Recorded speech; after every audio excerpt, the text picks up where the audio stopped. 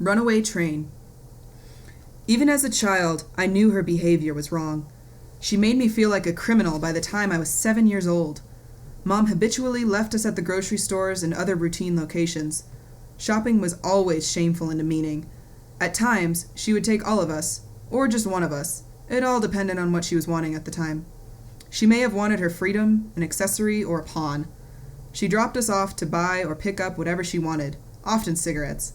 Back then, a note was acceptable, but still demeaning. Store managers glared at me distrustfully, especially when buying her various prescriptions. Then she drove off and left us, sometimes miles from home. It was worse when Mom came into the store with us. I always despised shopping with her. It only meant trouble and embarrassment. If we went to a store, grocery and retail alike, she would swindle store managers. Merchandise she bought with bad checks, she returned at different locations for cash. There were times she would start yelling in the middle of a store, and everyone would stare at us. Many store owners asked Mom to leave. I believe it was my brother's 11th birthday when Mom dropped us off at the local King Soopers and told my brother he could buy himself ice cream. We didn't really have birthday parties, so this was a sporadic treat. Calamity Jane, aka Mom, left us there. We scoured the road and parking lots for her maroon-red Chrysler, but she was gone. We began the long trek home, staying together. My sister would kick me in the butt if I was walking too slow. By this time, my brother's ice cream was melting away in his hands. He sat on the street curb and cried, "All my ice cream is melting." His beautiful brown eyes filled with tears as liquefied ice cream now created a terrible mess in his lap. Happy birthday, brother. I didn't like to receive gifts or clothing from my mother at any age.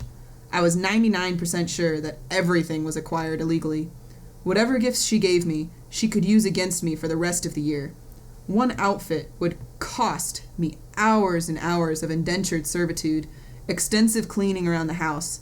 I didn't understand gifts. There was no gift that any of us ever gave to Mom that was good enough. If I drew her a picture as a child, she'd burst into my room, tear it up in front of me, and throw it into the air. "Don't give me this, she'd shriek. My artwork rained down like confetti on my head. She's right, I am worthless. If I made a delicate Clayton vase, one took 8 weeks to create in school. It always ended up in the trash. It made me feel without value, totally disposable. During holidays, like Christmas and her birthday, Mom was always gunning for somebody to attack. She would wail and cry about how nobody loved her.